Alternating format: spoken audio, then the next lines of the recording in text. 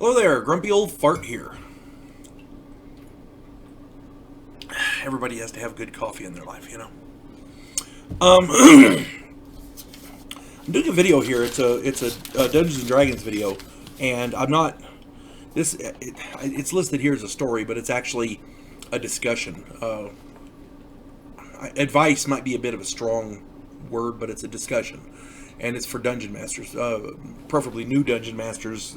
Older dungeon masters, they have they're kind of set in the way that they do things, and that's fine. I'm not arguing with that. But there are newer dungeon masters who may need this advice. So I've been playing a long time.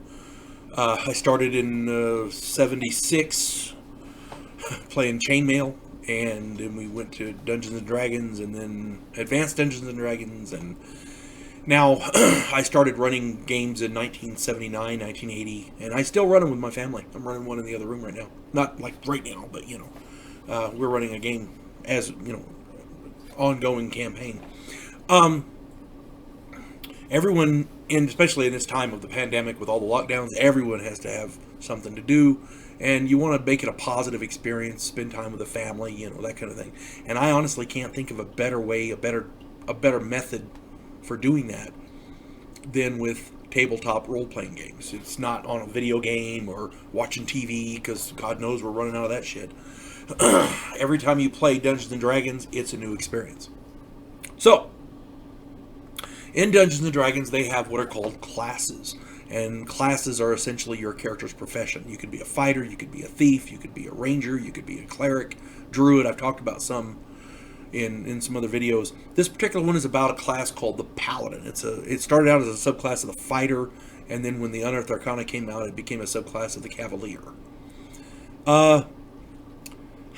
This is called a Paladin. Paladin is essentially a warrior or a fighter that is in the service of a deity. They're dedicated to serve a specific god in the books.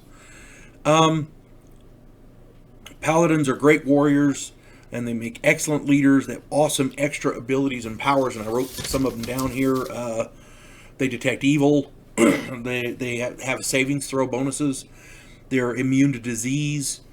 They have this healing thing where they can lay on hands, and it gives them they can heal 2 points of damage per level. So a 5th level paladin can heal 10 points, just by laying on hands. It's pretty cool. They can cure disease. They have protection from evil. Starting at level 3, they can turn undead like a cleric, because clerics turn undead.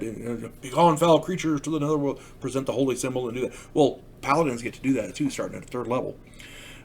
They can call a warhorse at 4th level, and the warhorse is a really nice mount for this paladin. It gets a lot of neat abilities and stuff. Starting at 9th level, they can cast clerical spells, just like a cleric. So they can do extra healing and all kinds of different things. And, the paladin, as written, is a good class. The problem is that in Advanced Dungeons and Dragons, as it's written, it doesn't make any sense. Let me explain. People go, "Oh, paladins they're the goody two shoes." Yeah, they are. That's the problem. They're mandated to be lawful good. In Dungeons and Dragons, they have alignment, and alignment is like the moral outlook of your character between law and morals, and it's lawful good. You have to obey all the laws and be a good guy. Lawful evil, for example, you obey all the laws, but you can be a selfish bastard. Neutral is just neutral towards everybody. And then they have lawful evil, which means, or lawful, chaotic good, which means you want to do good and you don't give a crap about the law. Okay, it's just do good. Then there's chaotic evil, which is you don't give a shit about the law and you're out for yourself, and it's just random acts of evil, as it were. Chaotic neutral I find difficult to run because it's all chaotic. You don't care about the law, you don't care about law and order, but you don't care if it's good or evil either. To me, that strikes me as insane. But hey, it's there. Anyway, what I'm talking about here is the paladin's necessity to be lawful good. And there's a quote, according to the player's handbook, Law and good deeds are the meat and drink of paladins. That's a quote from the player's handbook. The problem is that most deities in the game are not lawful good. There's a lot of them that are, but most of them aren't. And if you're a paladin in service of a deity, you kind of want to be the same alignment as your deity. Otherwise, you might find your god somewhat wanting. And if the person you're serving is wanting, that raises doubt. Doubt is something that a paladin simply can't have, you know. Let me give you an example. Let's take Thor. Thor is a great god. Everybody knows who he is from the Marvel Universe and everything. He was in mythology long before that.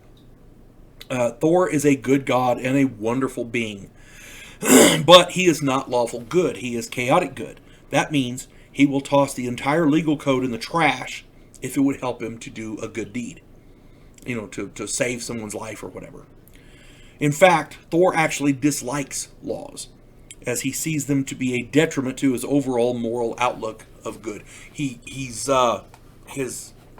mythologically, classically, has a very bad temper, and he's just, smite those evildoers. We're gonna go get them. We're gonna fight him in court. Screw that. Let's get him. Kind of thing. If a lawful good paladin dedicates himself to the service of Thor, he is going to become disillusioned with this deity, pretty quickly. How dare that self-righteous braggart ignore the laws? The ends cannot justify the means, that kind of thing. So,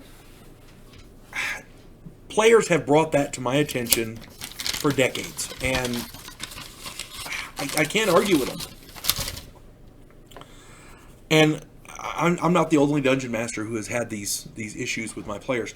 Early on, in the players of the Advanced Dungeons & Dragons, they noticed all this discrepancy. And it became a running debate in the gaming world. To address this, Dragon Magazine published an article called A Plethora of Paladins, and they outlined paladins of every alignment, including two neutral paladins, two different neutral paladins, a Paramander and a Paramandir, I think they're called.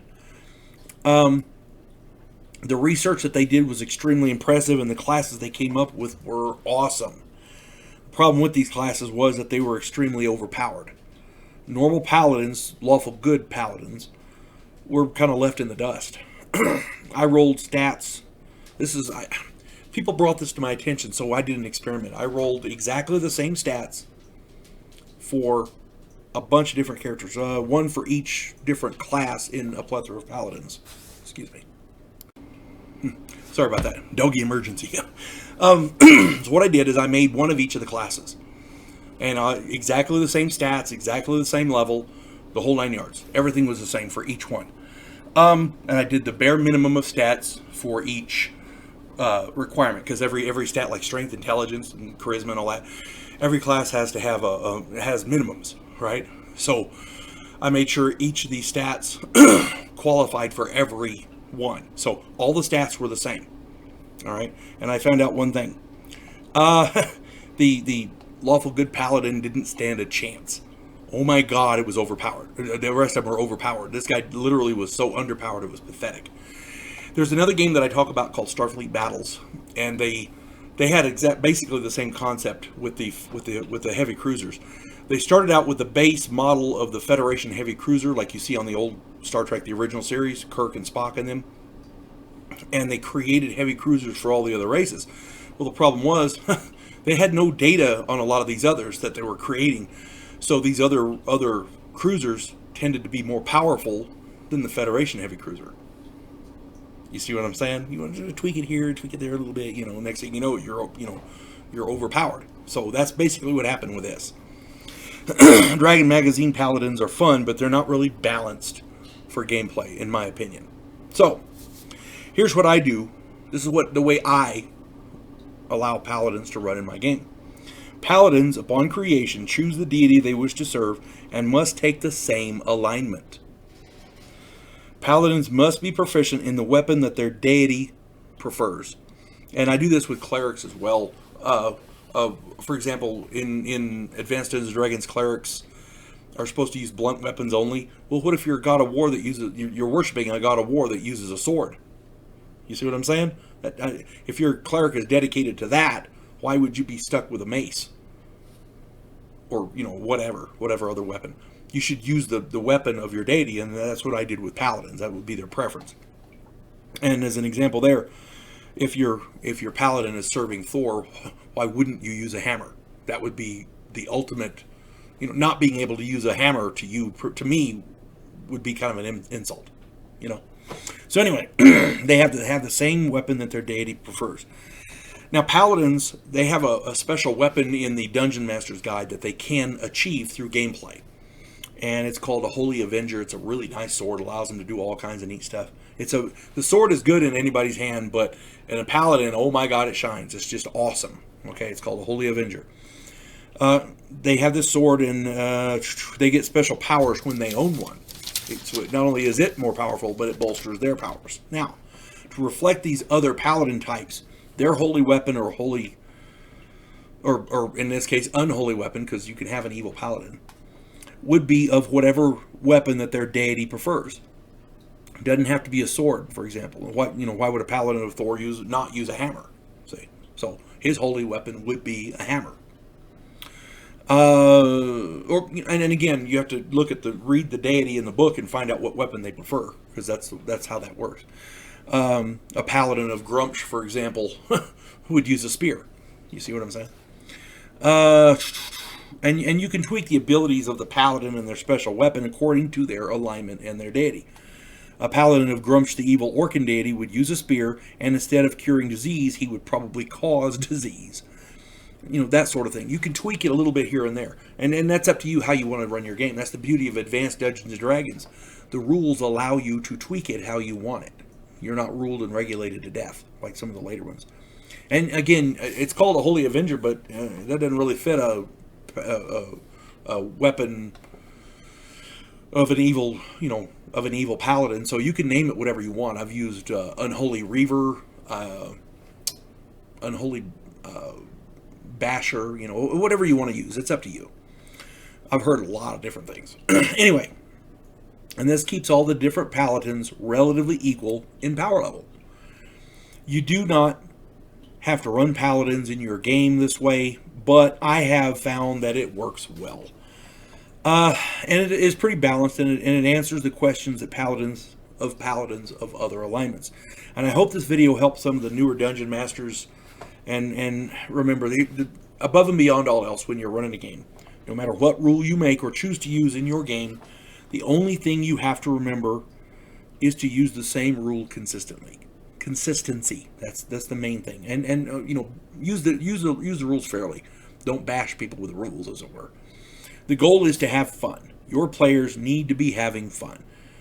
And that's the whole point. That's your job. If your players aren't having fun, you failed. That's the only way to fail as a dungeon master, is if your players are not having fun. And that is the measure of your success. So I hope this helps everybody, and I hope everybody learns to play Dungeons & Dragons. And if you're already playing, I hope you have a long and enjoyable career plan. You folks have a good day. God bless one and all.